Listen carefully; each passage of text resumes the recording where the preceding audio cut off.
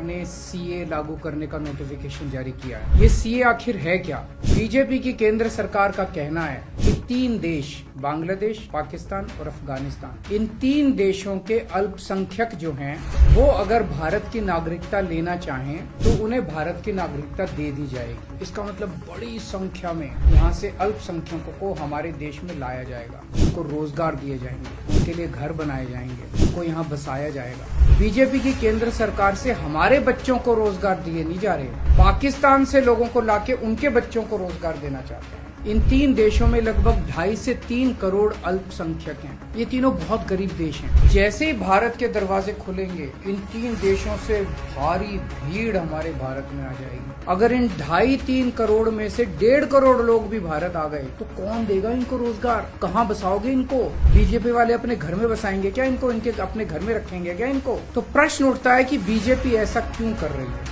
कई लोगों से मैंने बात की, कुछ लोगों का कहना है कि ये पूरा का पूरा खेल वोट बैंक बनाने की गंदी राजनीति है। इन तीनों देशों से 1.5-2 करोड़ लोगों को अगर भारत ले आया गया, जिससे जहां जहां बीजेपी के वोट कम है वहां झुग्गियां डाल के अगर इन लोगों को वहां बसाया गया तो वहां बीजेपी का एक पक्का वोट बैंक तैयार हो जाएगा, बीजेपी के वोट बढ़ जाएंगे। लेकिन सबसे बड़ा प्रश्न है कि बीजेपी ये क्यों कर रही है। बीजेपी वाले पूरी दुनिया से बिल्कुल उल्टा चल रहे हैं। पूरी दुनिया में कोई भी देश अपने पड़ोसी देशों के गरीबों को अपने घर नहीं लाना चाहता। बीजेपी शायद अकेली पार्टी है पूरी दुनिया की जो पड़ोसी देश के गरीब लोगों को अपने देश में घुसाने के लिए दरवाजे खोल रही है, बिल्कुल उल्टा कर रही है। एक और बात है सोचने की, पिछले 10 सालों में 11 लाख से ज्यादा भारत के बड़े बड़े अमीर उद्योगपति और व्यापारी भारत छोड़ के चले गए। अगर बीजेपी को लाना ही है तो इन लोगों को वापस भारत लेके आओ ना, जो भारत छोड़ के चले गए। ये लोग कह रहे हैं कि 2014 के पहले आए हुए घुसपैठियों को इन नागरिकता दी जाएगी।